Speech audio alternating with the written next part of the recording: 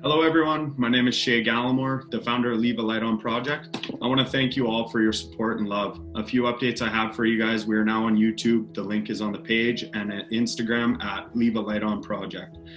I have a meeting tomorrow with a very successful business owner to design and print some hoodies, so please be watching for those. Today we have the honor to hear my good friend Cam's story. Cam attended treatment with me and made incredible leaps and bounds throughout his stay, and I am so proud to call him my friend. Cam, let's start from the beginning. Welcome, buddy. Welcome, Shay. Thank you for having me. You're doing an amazing job on this. I'm so proud of you, brother. You're a true inspiration, and I appreciate it a lot. Thank you very much. All right. So as you guys heard, my name's Cam. I was born November 1992. My birth parents left me at the hospital at birth. So that was a real interesting start to my life, to say the least. In early of 1993, I was adopted by Leslie and Randy Bargan. Amazing adopted parents. They gave me all the opportunities in the world, grew up in what every child's dream house would want to be. We had massive backyard, we had tree houses, we had everything. It was really amazing, but I kind of ruined it. At the age of 2, I had an open heart surgery because I was born with a heart defect, and I had my heart out of my chest. I passed away, came back to life. And it's always created struggles in my life, my heart condition. By the age of 5, I was acting out all the time. I was being disciplined. My parents didn't know what to do with me, so they put me in martial arts. And that became the love of my life. At the age of 7, we adopted my little sister from Tbilisi, Georgia, on the other side of the world, Alexis Tamar Bargan. And she became my best friend through my childhood. We were close. We were 2 peas in a pod. We did everything together. We loved each other. It was amazing friendship, and it's something I actually ended up ruining later on in my life. One of my earliest memories, unfortunately, is I was always being disciplined as a kid. I used to get the wooden spoon, and Mom used to smack that over the counter so much that she had to go to a plastic spoon because she kept breaking them. And then it became belts, and then eventually it became to the point where my dad had this 3-foot long stick, and they decorated my name on it, and that was my beating stick. I got hit with that thing. It hurt me as a child. They didn't know what to do with me, just to discipline me, and that was their way, because I guess when they were kids, they were disciplined that way, so they saw it fit. It fucked me up, though. Life got a bit better. Started in elementary school. I was always an outcast, being a ginger. Everyone always bullied me, picked on me, teased me, and that caused this fear of rejection and being different.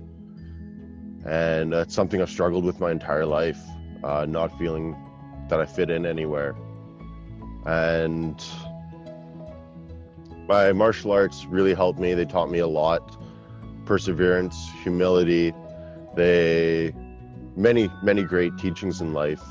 Perseverance being the biggest, and especially having a heart defect. I competed around the world. I was on Team Canada, traveling around competing. Been to Hawaii, Mexico, all throughout the States competing for us, bringing back medals as a Team Canadian. And actually one of my scariest moments in my life would have been when I was in Hawaii. I was about 11 years old, and I took a last-minute jiu-jitsu match.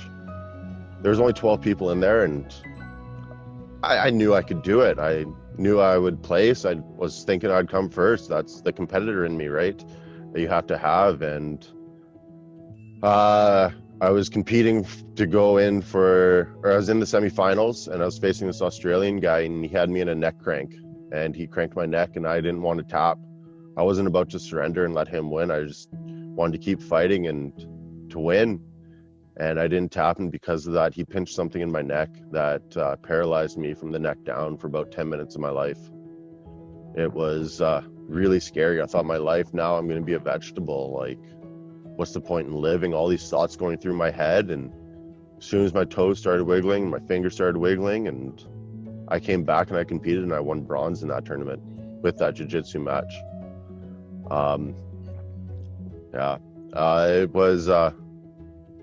It felt amazing to overcome something like that, and to know that I could do it at that young age. But while all this is all happening, my heart condition started to get worse and worse. And by the age of 12, I had to get a pacemaker. So my heart started skipping every other beat, and pacemaker's there to help your heart beat. So it zaps my heart to beat whenever it skips. And so that sidelined me for a few years. It caused a lot of depression in me. So it started causing a lot of depression in my life, and at the age of 12 is when I took to the bottle for the first time. I sneaked down to my dad's liquor cabinet and steal some of his rum, and eventually he caught on to me doing it, so I started filling it up with water, hoping he wouldn't notice, like we all did as a kid, right? Yeah. Oh, that guy knew, man. And trust me, now that I drink, you know when the liquor's watered down, boy. Then I started getting Mickeys and filling it up, and stashing Mickeys in my room and just pounding back Mickeys. And I wasn't using Chase, not even at 12 years old. I was drinking that thing straight. I should also say there's in my adopted family, there isn't any addiction or alcoholics. I'm the first one, so this is all new to my family. They're shocked by it all, and they don't really have a real understanding of what goes on in our heads. Anyways, by the age of 13, I guess I should also say when I was 12 years old is when I had my first street fight.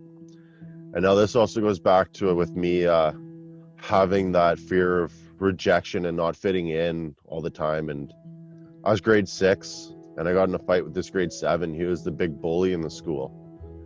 And he had some height on me. He definitely had a whole lot of weight. Like, I was a small kid growing up. He was bullying me. He was on the soccer field, and I was playing soccer, and I took the ball from him, and I was playing a defender, and I ran to the other end of the field with the ball and shot that ball in their net, and he got pissed off, started pushing me around. The fight was on. And it didn't go too good for him, let's just say. That martial arts training paid off, boy. It slapped him silly a couple times, threw him to the ground, threw him in a headlock, slapped him upside the head and said, "Don't you ever bully anyone else again." And right after that is when things changed for me too, because I fit in. I fit in, man. People kept coming up to me and saying, "Man, that was awesome. That was fucking crazy." Like, all these things, and it just empowered this other part of my mind. And it gave me goosebumps just thinking about that memory. He sent his older brother after me. So he was grade 7, his older brother's grade 10. And I'm walking home from school one day, and there's him and his older brother, and his older brother walks up to me and says, "I heard you beat up my little brother." And I said, "Yeah, I did. I taught him a lesson. I hope he learned it." And, well, I definitely said the wrong things there. 'Cause, boy, the fight was on again. I beat up his older brother too. I head kicked him and dropped him right then and there. So other people in elementary school and some kids in high school saw that. So now my name was going around that, hey, this kid, he knows how to fight. It just changed things. Kids gave me respect, but they still bullied me. The ones that didn't fear me, the ones that have no fear of man. And it changed my life though in a way, because that's when I started hanging out with the cool kids, let's say, and going to these parties and drinking all the time. Started smoking weed at 12 as well. By the age of 13, I was doing coke. I was a young kid doing it. Started hustling kids at 13, started knowing where some places were that had pounds of weeds, ounces of coke, and my buddies and I would run in and rob them. And because of that, one of my best friends growing up, Dave Francisco, may he rest in peace, but he passed away because of that lifestyle. That was the first death in my life. He was my good friend. He was shot and killed while I was on the phone with him, and that tore me apart. He was about a block and a half away from my house, and I was on the phone and I heard the gunshot go off, and I knew where he was, so I ran out of my house, went to him, and there he is on the sidewalk bleeding out in front of me. Wow. That was a real hard death. It caused a lot of depression in me and a lot more rebellion in me. That's when I became a lot more rebellious. From grade 8 to grade 9, I went to about 6 to 7 different high schools. Kept getting kicked out, getting in fights, just acting out, and had this real mean streak in me, this anger. I hated the world. It was me versus the world. Couldn't talk to anyone about it because I didn't want my parents to know what I was doing. I manipulated people. It's what our addiction does, right? We manipulate. And started manipulating people then, and my parents didn't know what to do with me, so they sent me off to a boarding school in Victoria. That became one of the best times of my life, in a way, but also one of the worst times too, because it stirred up this abandonment issue some more, from being left at birth at the hospital to now my parents not knowing what to do with me, so they sent me to a boarding school because they didn't know what to do with me, and caused me to dive deeper into my addiction. And I guess I should say, by this point in my life, I was drinking at least once a week. When I was in my boarding school, I'd go to math class, say I'd have to go to the washroom, leave it, because I was living on campus. I became the local drug dealer. I was doing lines, I was smoking weed, I was doing ketamine, I was doing a whole bunch of drugs, man, mushrooms, acid, you name it, at 13, 14, 15 years old. And became my life, fighting all the time, going out, partying, sneaking out of this boarding school, sneaking out the window. I was so small, the window was probably only about 8 inches it would open, but I was so small at the time, I could sneak out that window and I'd take off. We'd go up to the mountain and party at night. Been in brawls up there, and like I said, I thought it was the best time of my life. I was living in this boarding school with all these rich kids that are from all over the world. It was an international boarding school. We were going to these house parties. There's 60 pounders of Hennessy, 60 pounders Grey Goose, like every type of high-end liquor you could think of, and we're sitting there just shot after shot after shot. My 16th birthday I had there, and I don't remember my 16th birthday. I remember getting a Mickey, a Crown Royal, chugging that thing in one go. Remember getting another Mickey. Don't know what I did with that. I know I drank it because I don't remember the rest of my night. And then there were shots and shots and shots and lines and just copious amounts of drugs. And that's when I also started to hustle people a lot more too, selling fake drugs to them, telling them it was real stuff, like Tylenol. I would scrape off the tea because it used to be pressed back then, and so was ecstasy. And I was also caught. This should have been the first sign to my parents that I had issues with drugs and alcohol, but I was caught popping 22 pills of ecstasy at my boarding school, and I was suspended for it. And then I was suspended for 2 months, came back, and while I was suspended, I was back on the mainland with my boys in Langley, and we're hustling people there, getting in fights, drinking, and doing all that stuff. And that was my lifestyle. It's all I knew. I didn't attend school. I really regret it now. I didn't attend it. I passed. Don't ask me how. I guess because I'm a bit smart somehow. But I got kicked out of that boarding school. They found a whole bunch of drugs in my room. They found cash. They found everything. They found my scales. And I think the only way that they didn't report me to the cops for dealing was because they took my cash, or my parents paid them off to keep it hush hush. One of the two. I still don't know to this day. So I went back, started going to school in Langley, and my parents would drop me off at school because we were living in Surrey still. So it was about 25-minute drive every day to school. They'd drop me off. I'd drop me off at the front doors. I'd walk in the front doors, tell them, have a great day, I love them, that sort of thing. Walk out the back doors and go right to my boys. And by 16, 17 years old is when I started hanging out with gang friends.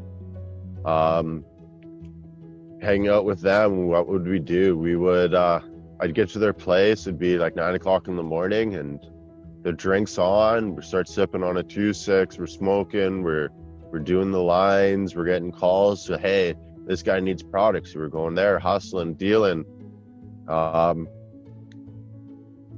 Things got, because I had that hustle to me, I was hooking up with ladies left, right, and center, and this is also one of my other addictions. I had a sex addiction, I found out while in Edgewood. One of my many addictions that I have. But in grade 12, I met the love of my life, Stephanie Kwiatkowski. I met her in grade 11, and I started dating her when I was in grade 12. She used to cheat off of me in a counting class. We sat beside each other and she'd cheat off me. Hey, what's this answer? What's this answer? And she was the only reason why I was going to that class. Like I said, she became the love of my life. We became high school sweethearts. In grade 12, she found out about my issues with drugs, and she gave me the ultimatum: either it's her or the drugs, and I chose her. I viewed her as something that would be more important than drugs. At least for the time being.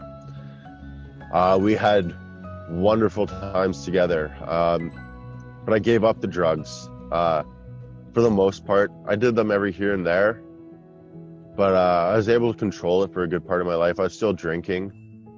Because of this, I never saw myself as having addiction issues, right? This is normal for us kids, right? To be going out, drinking, partying, having fun, doing all these things. But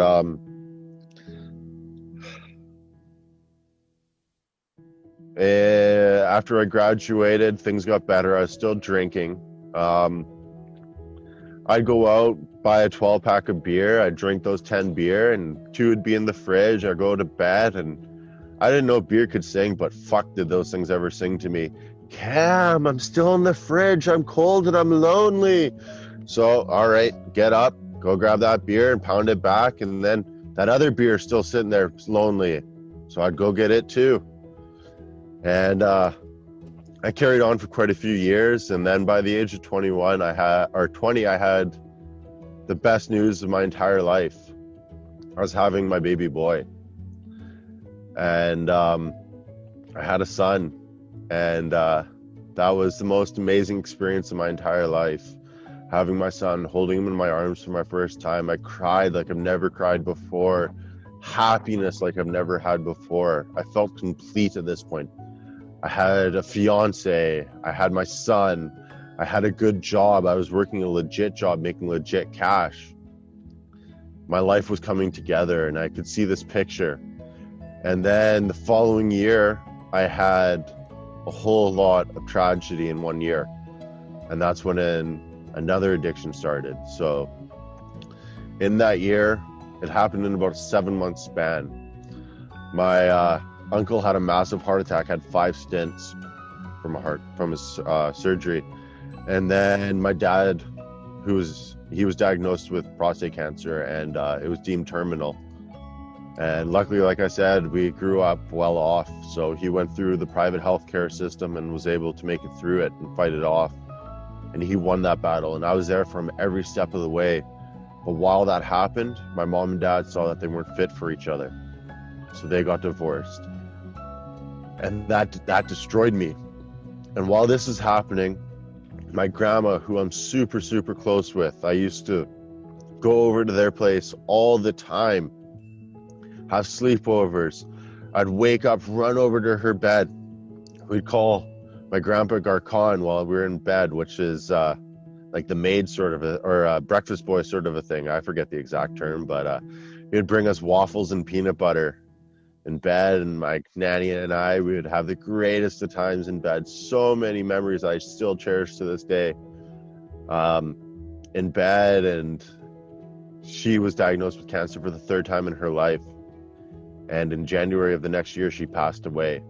So within that time, my uncle had a heart attack, my dad had cancer, my parents got divorced, and then my grandma was diagnosed and passed away from cancer, and this destroyed me.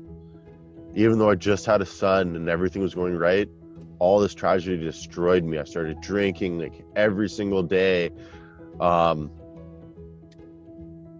It hurt me, and I started an eating disorder as well. I was probably walking around about 160 pounds and 6 foot tall. And I started eating to the point where I almost got to about 300 pounds. I was just binge eating nonstop, left, right, and center for quite a few years. And things started to get better. I didn't know how to grieve, I guess I should also say, because it brought up all these abandonment issues. I felt like the world was taking something from me. The world was against me, and life's cruel. Like, I don't deserve this. All these thoughts started happening in my head. And then in 2015, it was an amazing year, because that happened in about 2014. 2015, I had an amazing year. I had to get my pacemaker replaced, and because of that, my wife and I decided, you know what, this is the time to get married. It's when I had my pacemaker being redone, and by May of that year, we had our wedding. And 4 days after my wedding, which was an amazing wedding, I couldn't have asked for a better wedding. It was everything I wanted. All my close friends were there. All my family that I wanted was there. Everyone made it. We had the time of our lives. 4 days after that, though, before our honeymoon, I was in a car accident. I was stopped at a red light, and a girl smoked me doing 60. And it ruined me, because I was in bed. I was bedridden for 4 months. So it delayed our honeymoon. And then that year, my grandma passed away. My other grandma, my mom's side, she passed away. And so it was real ups and downs that year. But one good thing is that we found out my wife was pregnant with our second. So there was hope. And in 2016, on February 10th, my daughter, Olivia Bargan, was born. And that was also the best day of my life. My son, and I had a daughter, boy and then a girl, what everyone wants. It was amazing, or at least what I thought everyone wants. It was exactly what I wanted. And my life was complete. I'm married. I had a good job. I was able to support my family. We owned 2 vehicles. I was driving the truck that I wanted. I had everything. I had good friends. Started losing a bit of weight. Instead of eating to replace those feelings, I started feeling some feelings, but they were happiness again in my life. So I didn't have to eat to crush those feelings. And my daughter was born, but then at the end of that year, something happened. On December 31st of 2016, my wife told me she doesn't love me anymore and that I have a week to get the fuck out of the house. And that crushed me, bro. That crushed me. I didn't know what to do. I wanted to work on a relationship. I wanted everything. I wanted to work out, but it just wasn't happening. And that's when I started drinking 2 sixes, 40 pounders a day. Started missing work. My addiction ramped back up. I started smoking weed, doing coke again. Started partying. I lost a whole bunch of weight. I dropped down to about 200 pounds. And I ended up losing my job, which wasn't a great thing. And then in 2017, on my birthday, I wasn't able to talk to my kids. And that, I thought my wife telling me to leave was the hardest day of my life. That was. I owned a pistol, and I put that pistol in my mouth. Actually, it was a revolver. I put one in the chamber. I spun the chamber. pulled the trigger 3 times trying to commit suicide that night. Someone's looking out for me because I pulled the trigger 3 times. The bullet should have gone off. It passed by on the second pull. I broke down crying. I was weak. I was sad. I was hurting. I didn't want to live. Talked to about a month later. I talked to one of my best friends. Actually, it's my ex-wife's cousin, who's become a brother to me. Talked to him, and I moved in with him because I was living by myself and I just couldn't do it anymore. I didn't have that will to live, and he helped me out a lot. Thank you, Josh, for everything that you've done. He got me back on my feet. And I was drinking. I was partying all the time. I had new jobs. I left what I was doing. I was doing security for Cactus Club of all places. And at that time, I was getting in fights doing security. I was catching people doing drugs in the washroom. And as I caught them doing drugs in the washroom, we're supposed to be just saying, hey, listen, been caught doing drugs, you're gonna be asked to pay your bill and leave. But then I also threw in the line, and you also have to give me your... So I'd catch people in the washroom doing drugs, and we would have to ask them to, you know what, you're gonna have to pay your bill, and then you're gonna be asked to leave. But I'd also throw in the extra little line, you gotta give me your drugs, otherwise I'm gonna call the cops on you. And as soon as they left, I'd be going back into the washroom to do those washroom checks, and I'd be doing their drugs myself. It was free drugs for me, so I loved it. That was my addiction speaking to me, and I didn't realize it at the time. I thought it was just depression and hurt, but it's also this mental obsession, I guess. So anyways, because of that, because of living with Josh, I started to get back in shape and regain this confidence, and the drugs also gave me a big boost of confidence. You know what that coke does. So I started getting confidence. I was talking to girls again. My sex addiction ramped right back up that year because my ex-wife told me she started dating someone. So I figured, you know what, if she's dating someone, I'm going to go out and bang every broad that I possibly can. But I set a standard. At least I think I did. I like to think I did. I was banging them, and I ended up losing my jobs because of my addiction. I never took my basic security training, so they found out about that and they asked me to leave. I was doing car sales at the time, right? That hustle's always been in me. That sales part's always been in me. I love it, to manipulate people to think that they're getting the best price possible, and really I'm just trying to make the best bang for my buck. But I'd be caught sleeping in vehicles because I'd be out all night partying. I was going on these benders, and it really got to me, so they ended up letting me go. And that's when I got into the construction industry and started working for a real good friend of mine, one of my best friends. He became Clark Oman, and things were great. I had a great crew of friends around me. It was amazing. And then one day, all of a sudden, 6 days before my daughter's 3rd birthday, I got some horrible news. My daughter was molested at the age of 2.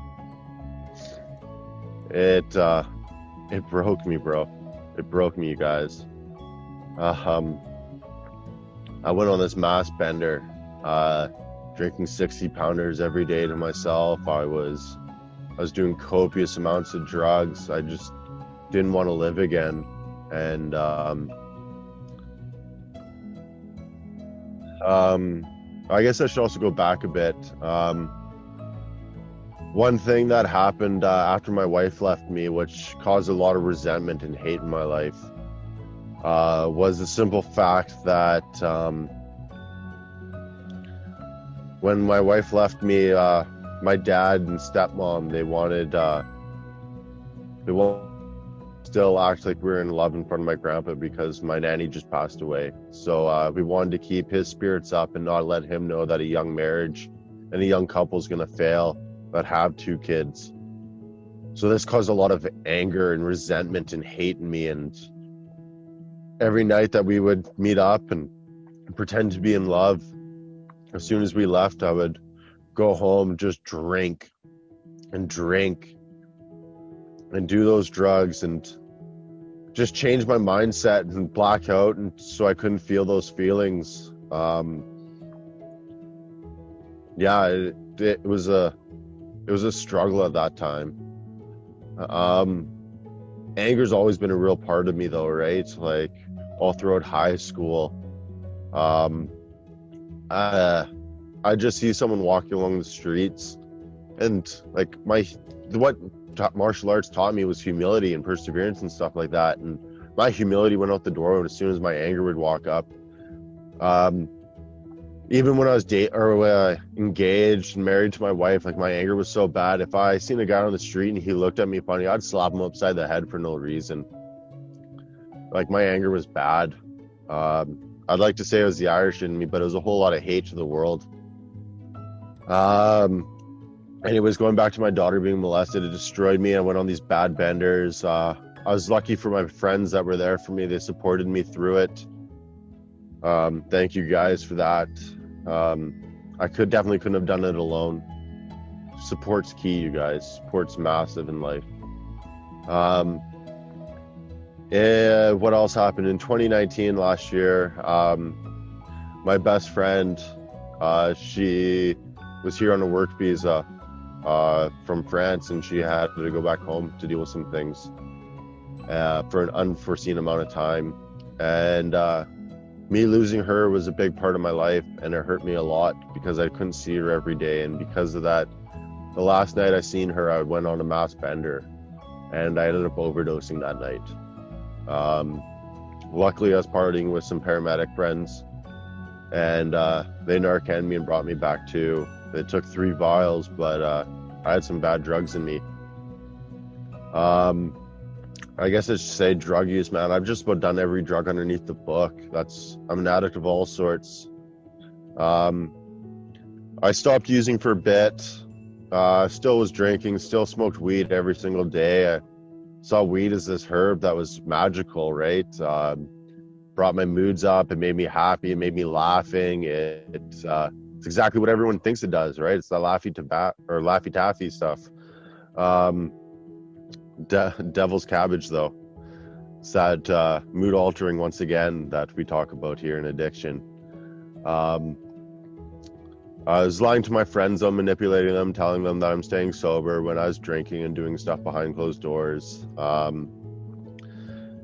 In 2020, my last living grandparent passed away in March, just before COVID.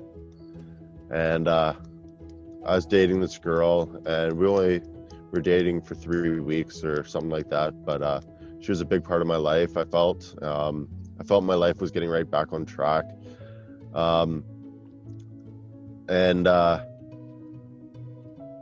I had a few things happen in a row. Grandpa passed away, who I was very close with. He was 99 years old at the time, bless his soul. He almost made it to 100 years old.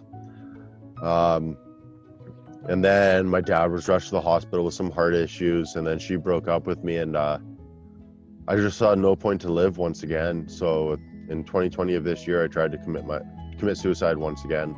I just didn't want to live. I didn't have a will. Saw that life wasn't going to get better, and definitely didn't think it was going to get any better. Started using again all the time, was dealing. And then one of my good friends, when I was working car sales, he passed away in May, long weekend. He overdosed. And because of that, I went on on a big bender again, and was doing copious amounts of drugs. And I was just grieving. It's something I don't know how to deal with well. And finally one day I had enough of this life. And I talking to my best friend in France, and I started telling her about it, and she says, "You have an addiction issue, Cam. Like, you need to go get help." And on June 16th of 2020, which would have been my grandpa's 100th birthday, is the day I reached out and asked for help. So it's the day I'm taking as my sober date. I may have stopped drugs and drinking a couple days before, but that was the epiphany for me. That was the day that I realized I needed help. And I reached out. I went to Edgewood, and I'm lucky. Before I went into Edgewood, I met my sponsor that I have now. He's a great guy. He took me to my first ever meeting, and listening to that meeting, I resonated with everyone. It just clicked, like, hey, I've lived this guy's life too. Like, I feel those feelings. I felt everything he has. And that's when I knew, like, okay, I do have an addiction issue, and that maybe things do get better. When I went into Edgewood, I was planning just to do the 50 days there that we do there. And I was in this real comfort zone, safety net, and I had this mentality that I'm not going to open up, even though I needed to. I don't know my feelings. I can't get in touch with them. And it took me about 4 weeks. And finally, when I did my patient story in there, which you heard, Shay, that was my TSN turning point, guys. It made me feel all those feelings that I've never felt before. And it made me vulnerable. And the love and the support I got from everybody in that room was amazing. And that's when I knew I was in the right place and that I had to give this my everything.